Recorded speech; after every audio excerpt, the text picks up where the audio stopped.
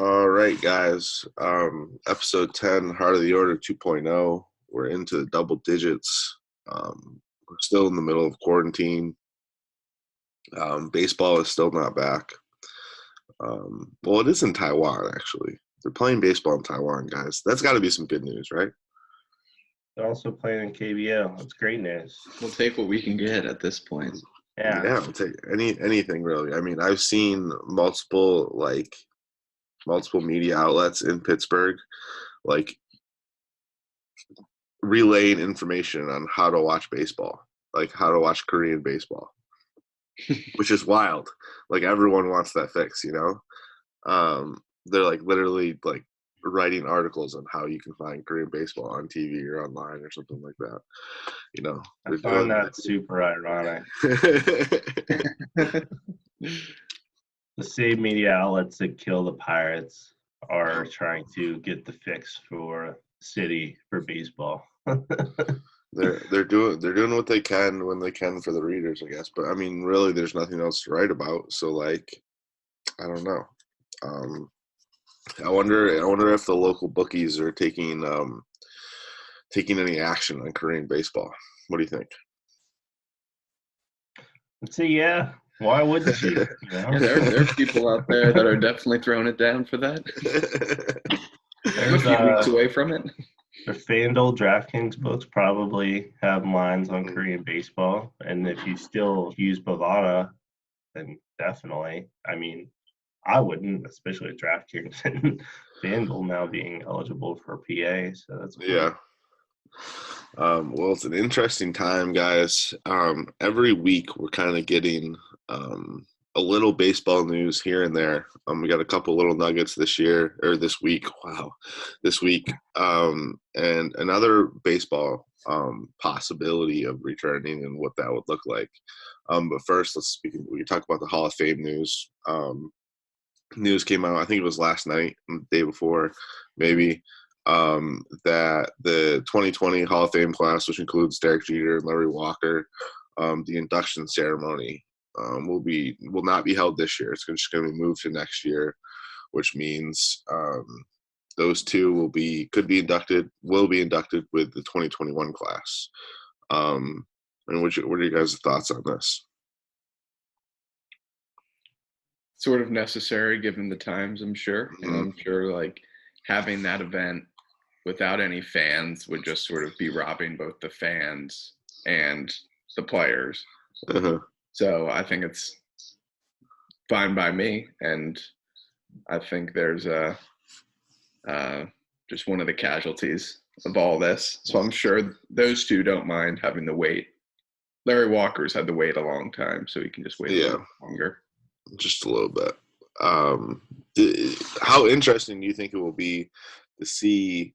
I mean, we kind of talked about it in the pre-production, but how interesting do you think it will see with Derek Jeter getting inducted alongside the likes of maybe Barry Bonds, maybe Curt Schilling, maybe whoever else kind of gets in next year? Dre, you were talking about it a little bit before we started here.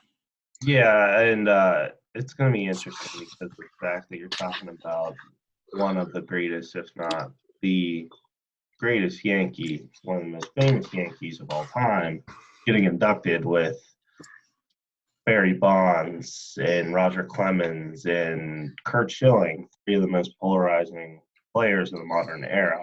I just find it funny that you have one end of the spectrum where Jeter was the consummate pro for the standard bearer in the sport of the Yankees. He's the captain. He did everything right, and when he was on the field, he gave it 110%.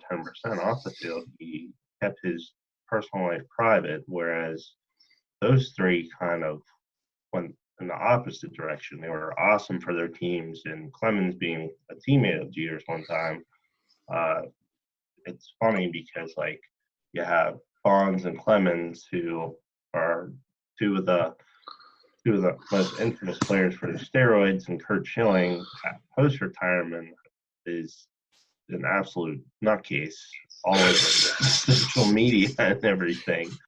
He's just been spewing out opinions and about the most drastic stuff, and And yeah, they're very close to getting in. So I find that kind of funny.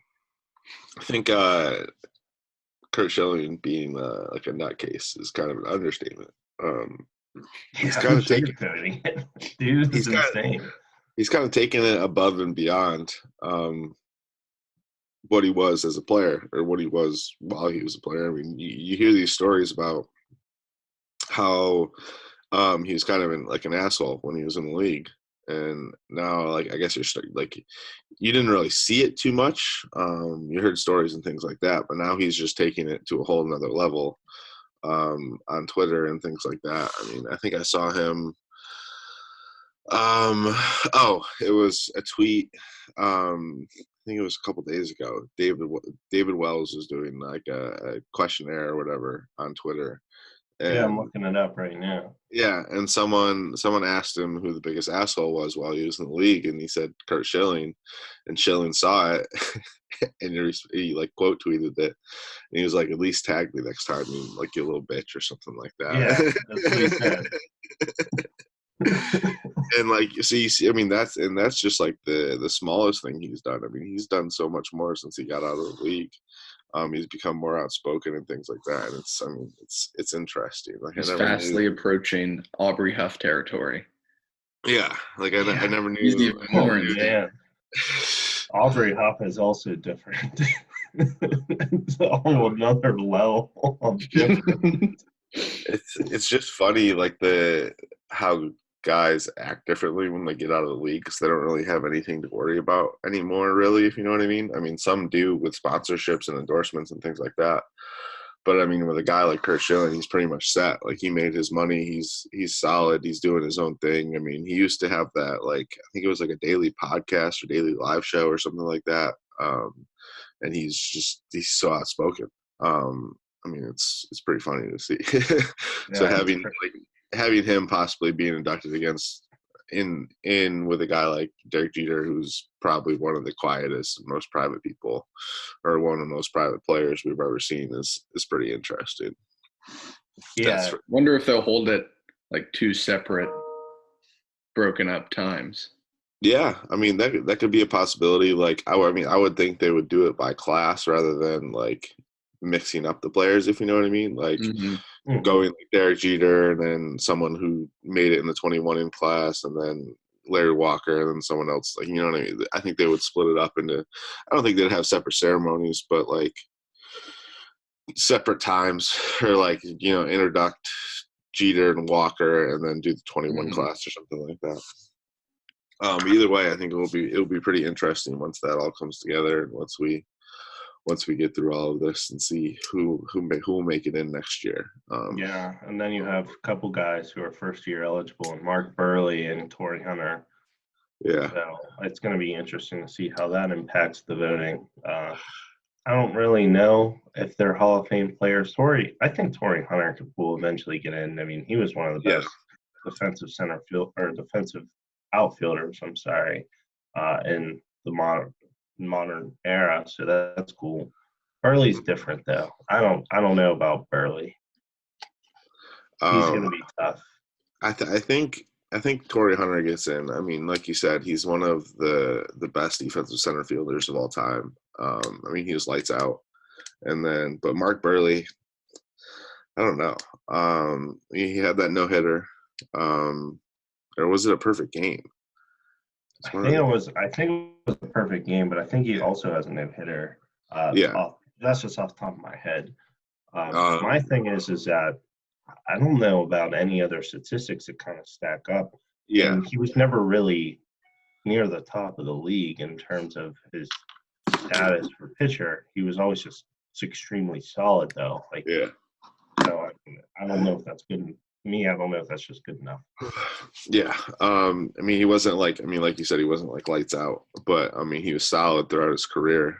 So who knows? I mean, he could slip in there. I'm sure we'll see some other guys on the ballot that are going to be controversial. You know, who gets in, who doesn't. But I definitely think there's going to be more than two next year. You know, sometimes you have these classes that are a little low. Derek Jeter, Larry Walker. Bonds gets in. Yeah, it'll be interesting. Bonds should get in. Clemens definitely not. You know, If he gets in, it's whatever. You know, I remember when we talked about this last year, Dre, and we did our Hall of Fame episode, and we got into a really, really, really big argument about it, I think. Or I was the advocate of him not getting in the Hall of Fame. And, you know, I'm just this morning, like I'm not gonna argue with you. I just don't have enough energy to do so. But yeah, I mean, it will be interesting to see if he gets in or not. I don't know if he has enough support. You know what I mean?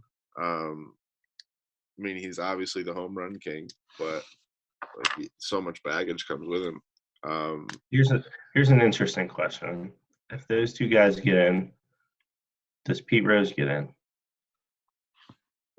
Do they let Pete Rose They finally let Pete Rose in the Hall of Fame after all this time. So I think I've told you this. I think I've told you this story before, Dre. I don't know. I don't think I've told Brooks yet. But so when I was at ASU, I took a class my second semester through their law school, and it was taught by Bud Selig. Well, it wasn't really taught by. Yeah, it wasn't really taught by Bud Selig, but he would come to class every day, and basically it was like a baseball history class, pretty much. That's pretty cool. Yeah, and so like we had a class on like Jackie Robinson and like Roberto Clemente and like the rules and how it came together and stuff like that. Like it was a pretty interesting class, but it was only once a week. So like they would give us like between each week we would probably have like 150 pages of reading. It was a ridiculous amount of reading, but it was like interesting. It was all about baseball. So Bud Selig would come into class. We'd talk about the reading for an hour. It was a 2.5-hour class. We'd talk about the reading for an hour, and then he would just answer questions for an hour and a half. Like we would get to ask him anything we want.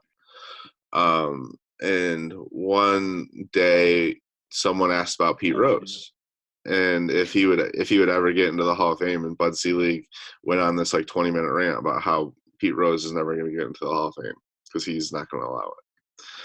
Did anybody ask whether Bud Selig, your professor himself, should be in the Hall of Fame? No, no one asked. He might have walked out.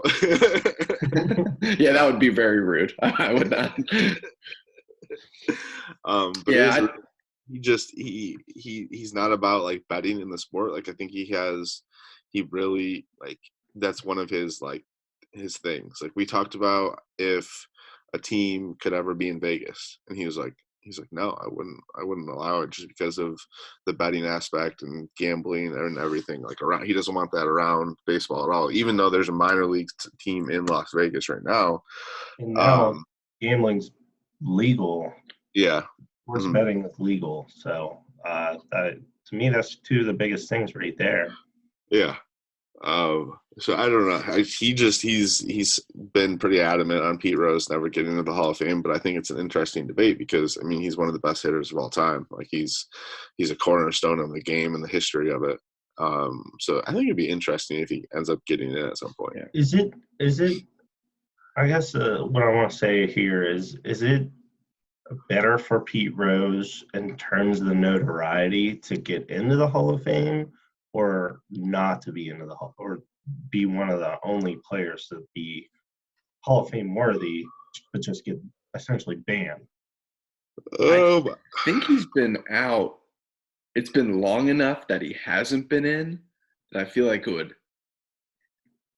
I don't know. I was going to say, I feel like it's been long enough that he's been away, and if he would like finally break through years later, I feel like that would give him some notoriety points, persistence points, and especially like in terms of name carrying on forever and ever and ever and like enshrined in the Hall of Fame. I think that would help his case. Yeah. I mean, I just think he's like there's like a black mark on his name now. And it's like it's been so long, and I think it's gonna take like because don't you have a certain amount of ballots to be able to get into the Hall of Fame? Like, doesn't it run out? Like, can't you like after like 15 years or something? Like, can't you not get in anymore? It's like after 15 years, or if you fall like if you're at a certain percentage, 5%, I think. Mm-hmm. If you fall below 5% of the ballot, you're left off the ballot or something like that. Okay. I just I kind of have a happy medium on how to determine it, but in the end, the baseball writers suck. Yeah, Yeah. I mean, They're the ones my who vote stance on it. on it is you can't just remove players or just complete eras yeah. from a museum, like a Hall of Fame, but also a museum of the history of the game.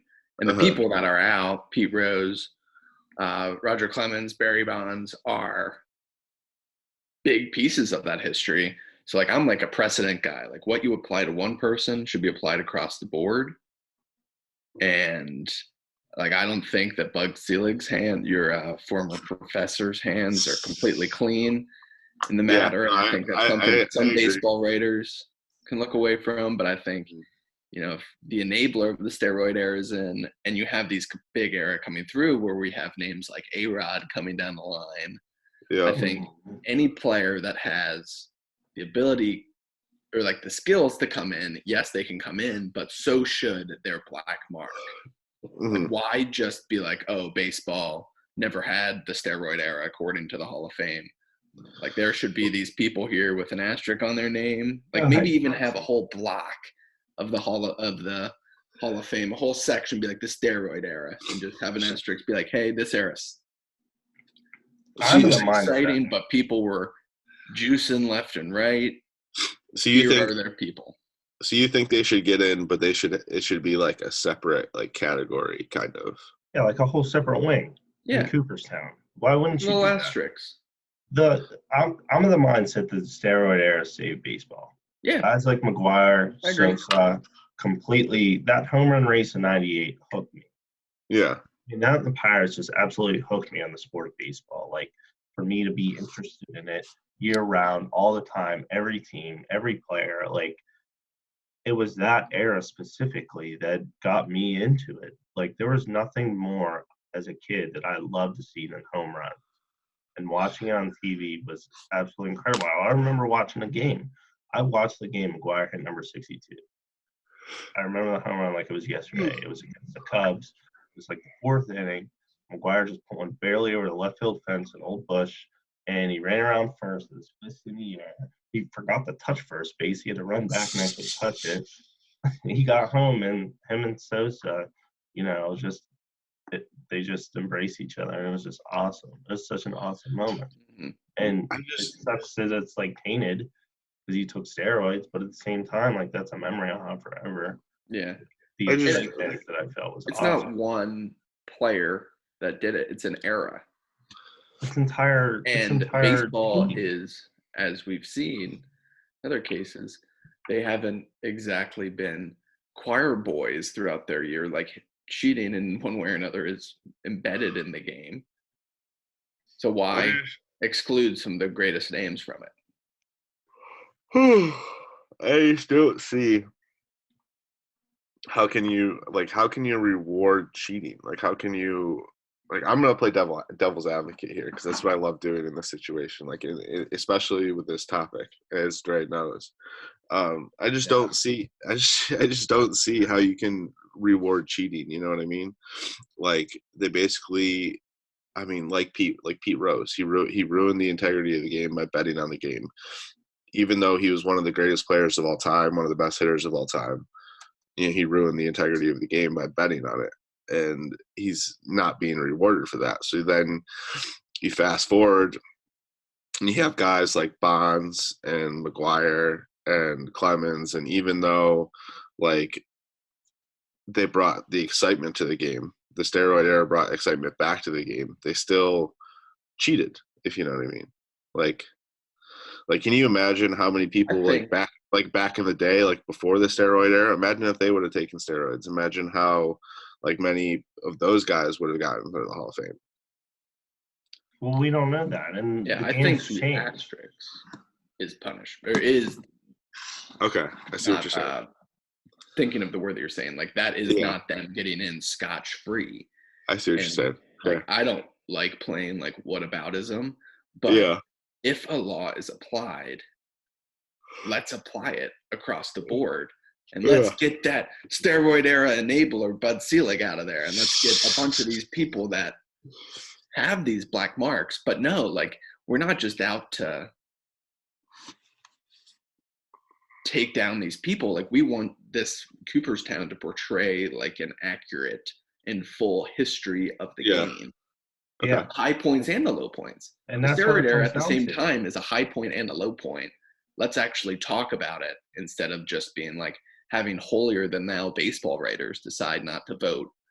And those holier than thou baseball writers they're messed up anyways. I mean, when you consider the fact that they openly discredit voting for players, because they don't deserve 100% of votes. Or, I used one of my votes for Tim Salmon as opposed to Ken Griffey Jr.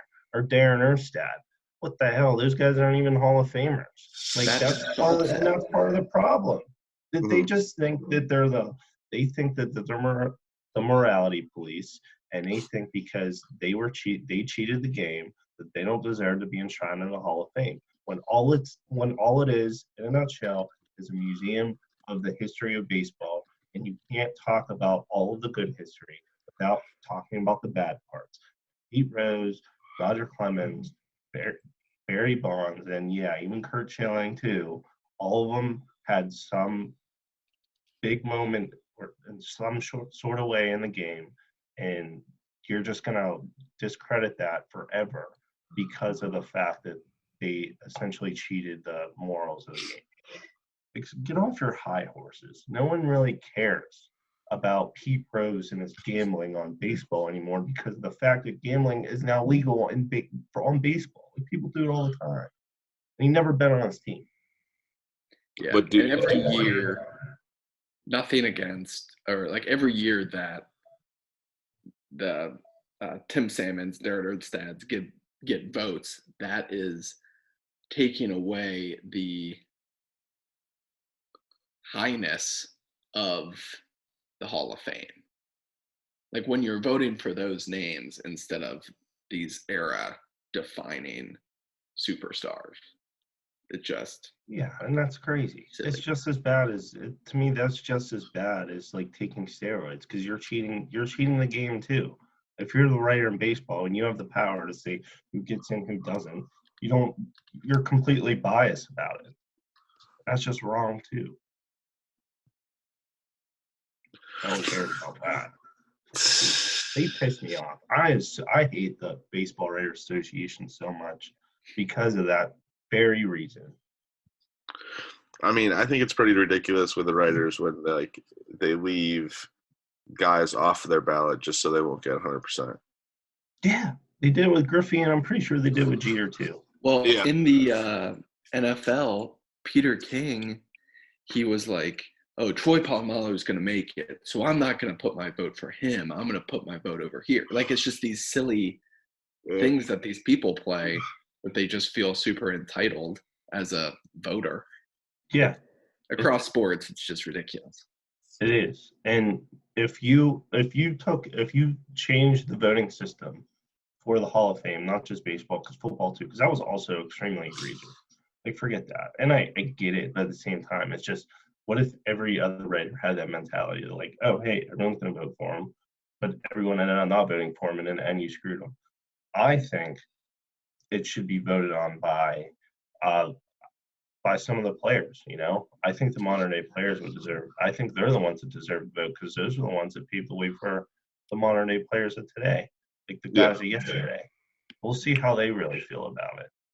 Because I think in the end, they're the ones that really, they're the ones that are there because of the ones before them. I like that idea. I do like that idea.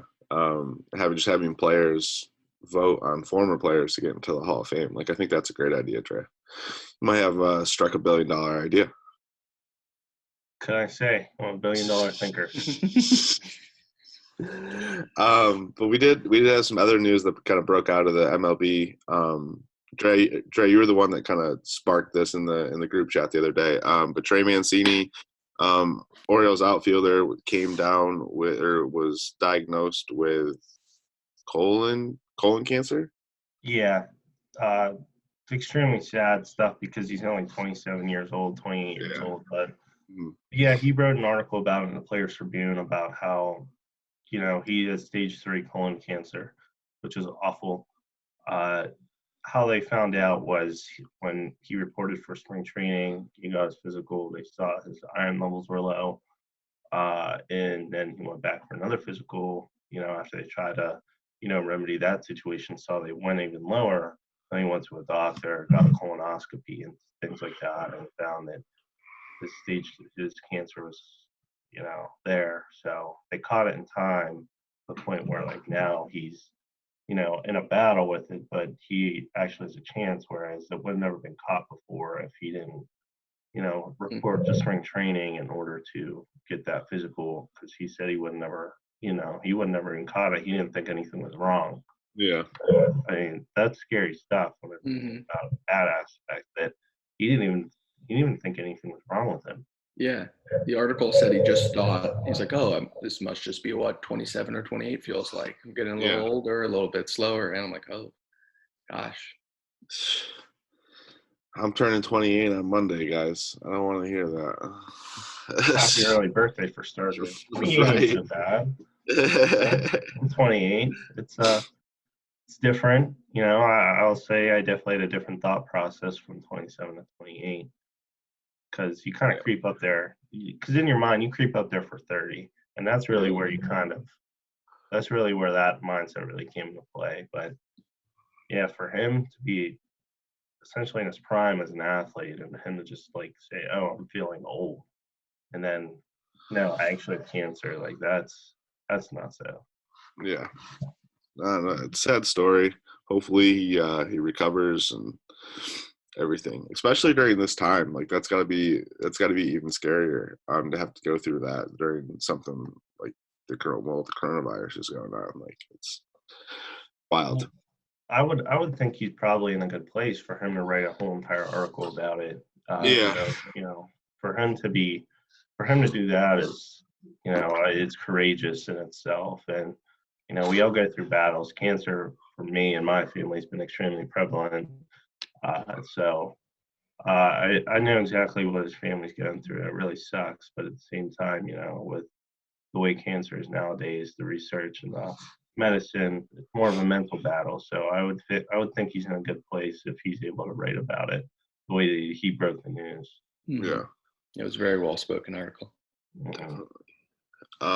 So we had some other news that broke out. News yesterday, the day before. Manny Ramirez, who is now 48, I believe. He's either 47 or 48 years old, is talking about returning to baseball in Taiwan. He's played there before. He played there after he retired from the MLB, but now he's talking about it again. Guys, he's 2 years from the half-century mark. Do you think he can still play? I'm sure he could. I'm just surprised, back in the Manny being Manny days of, faking an injury to get a day off and forgetting which knee it was that was hurt, and like doing all this stuff, that it's the same player that's wanting to play when he's 48, Right. considering where he was at in his career.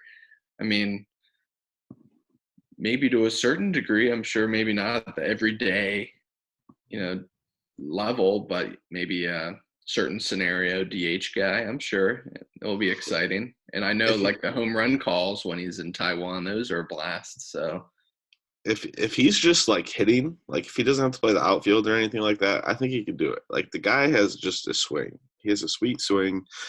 It's like music to my ears.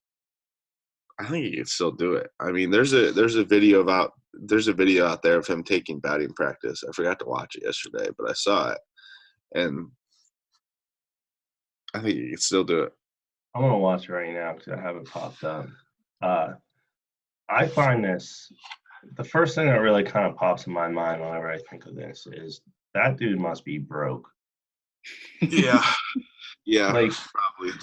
it's just, for you to try to make a comeback and try to play the game of baseball, it makes me think that like you need some money, and because you didn't adequately budget your millions of dollars that you made, which by the way, him also fitting into the argument of the steroid era, him being there in the early stages, and then when the Metro report came out in 07, 08, him also being in there. He was suspended in 09 for a fertility drug. when he was on the Dodgers, he suspended Yeah. 2 games, and that was post Mitchell report. That's when they revamped the entire drug testing process and suspensions.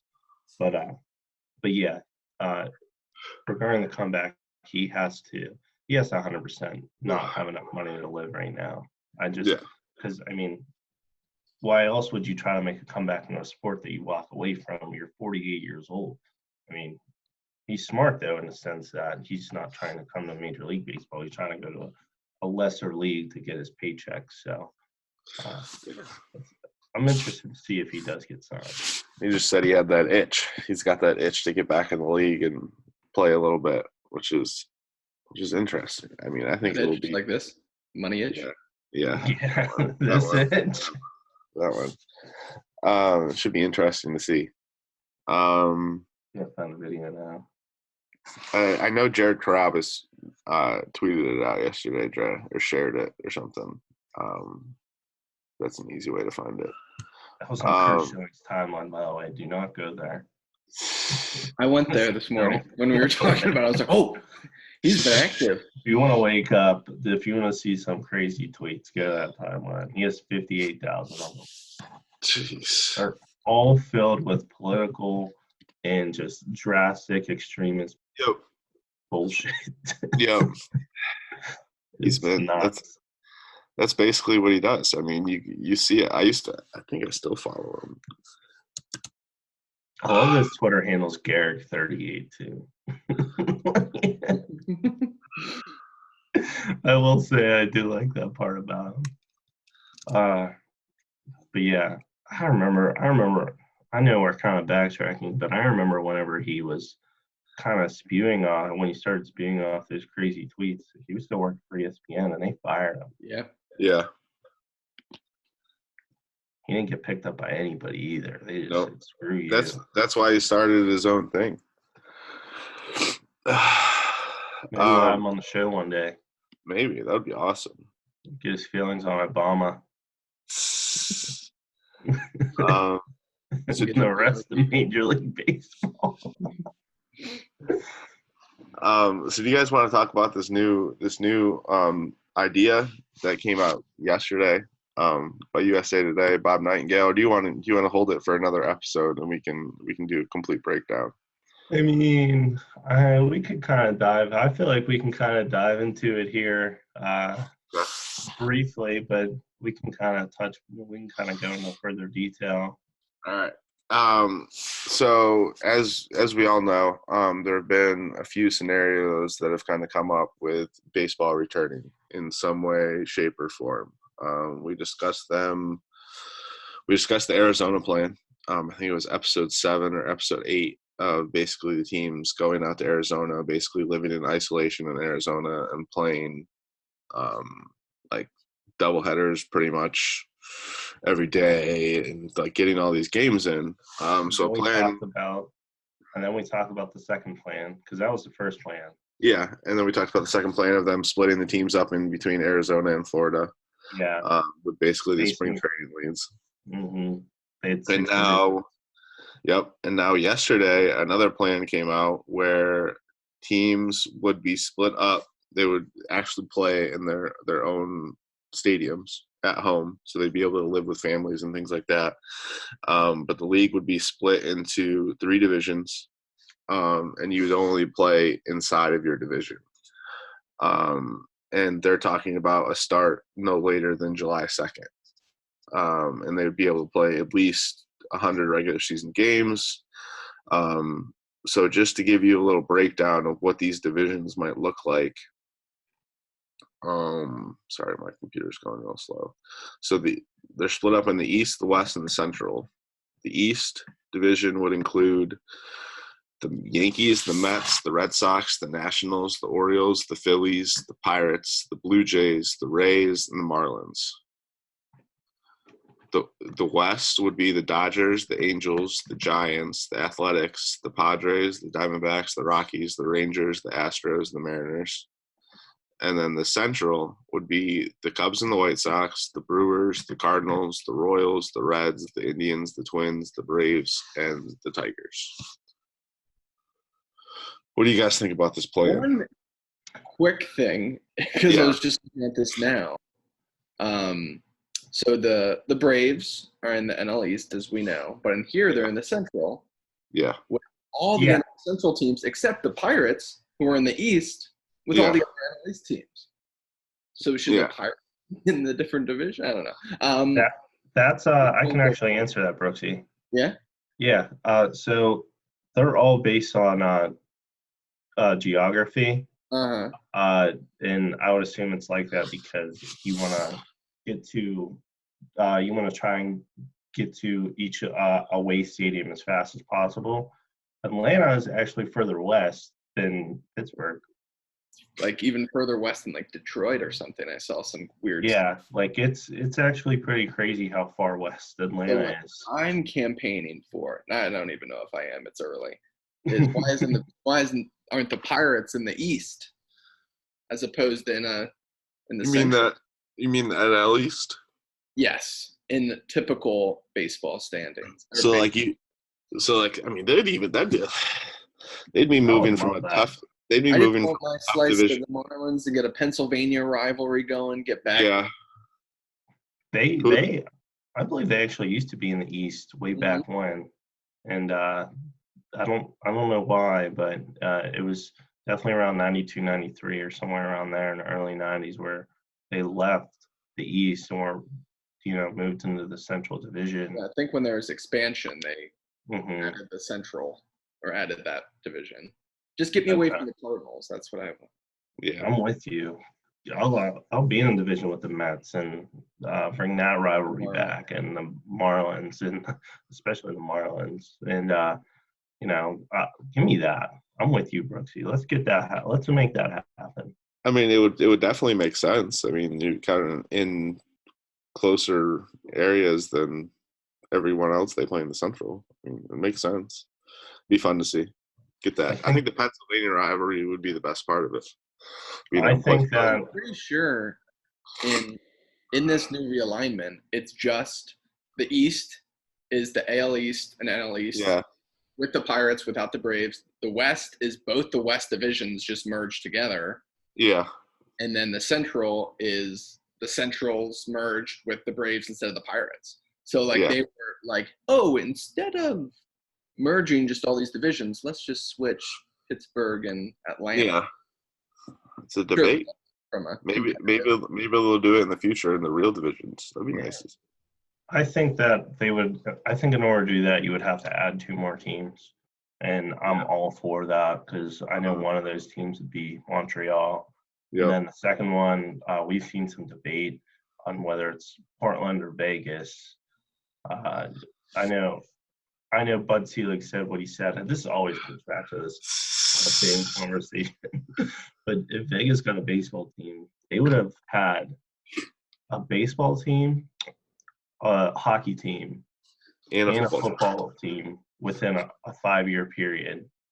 Not to mention, well, if this were to happen like next year, which I don't think it would, but not to mention that they host the NBA Summer League games as well.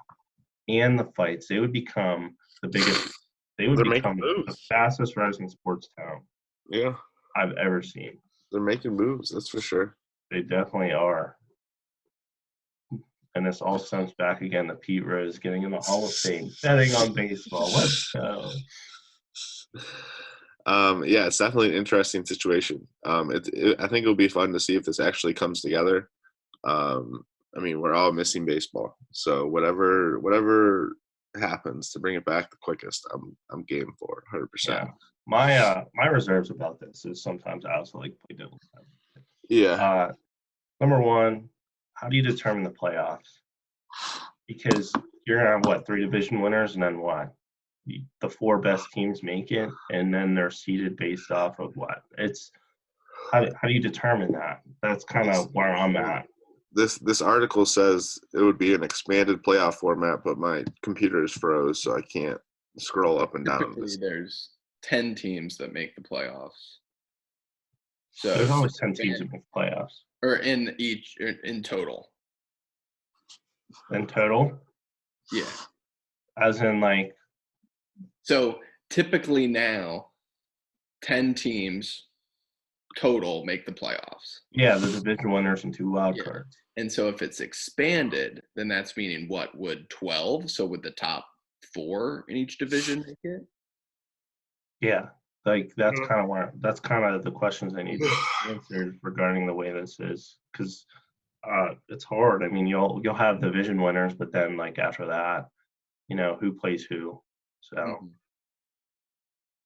yeah, my reservation is like financially not worrying about the big wigs that in like ownership and the teams, but like how would they like recoup the money lost in like ticket sales, concessions, all that? I mean, I guess I saw the article mention like, oh, maybe by the end of the year or the postseason there could be like a few thousand people watching the game, but it's like they're still gonna absorb some big hits. And I know like some teams, like I think the Pirates were the first to announce a few days ago that they're cutting or pausing like retirement benefits. With like people are still getting their salaries, which is the utmost important thing. But like teams are going to be losing a whole lot of money. I'm not sure what financially this would mean. Like, would players have to maybe take some cuts, or who knows what that looks like? But yeah, having a bunch of games in an empty stadium would be tough. Cutting costs, that's Bob Nutting's specialty. But you really got to tip your cap, because this franchise, the Pirates, have been way ahead of the curve since day one, when it came to this pandemic. So he's doing this to avoid full layoffs of employees. That's, you really got to, again, tip your cap there. I know we talk about how much I know people talk about how much he sucks because he doesn't put money into the team, but everything he's done right now has been for the benefit of the greater good, which isn't just the players we're taken care of in some sort of way. It's the guys in operations, it's the guys in scouting, everybody that's not lost their jobs and still getting a salary with no baseball. He's really taking care of them. So and I think you gotta give that praise. Just like how they're on the head of the curve with the coronavirus and spring training, I think will be the same with how they're handling some of the financial stuff here with like retirement benefits and things that can be lowered to ensure that people are still working and getting the salary. But I think the Athletic article that wrote about it, I think Ken Rosenthal and Evan Dralick did it, and it had like the ominous Bob Nutting picture that we're all familiar with. Like, oh, and the headline was like painted in like, I'm like, it's better than layoffs. And they're like, oh, poor guy. Like, it's like, Interesting. All right, guys. That is all the time we have for today, it looks like. Thanks for joining us for another episode of Heart of the Order 2.0, the quarantine edition. We'll talk to you next week.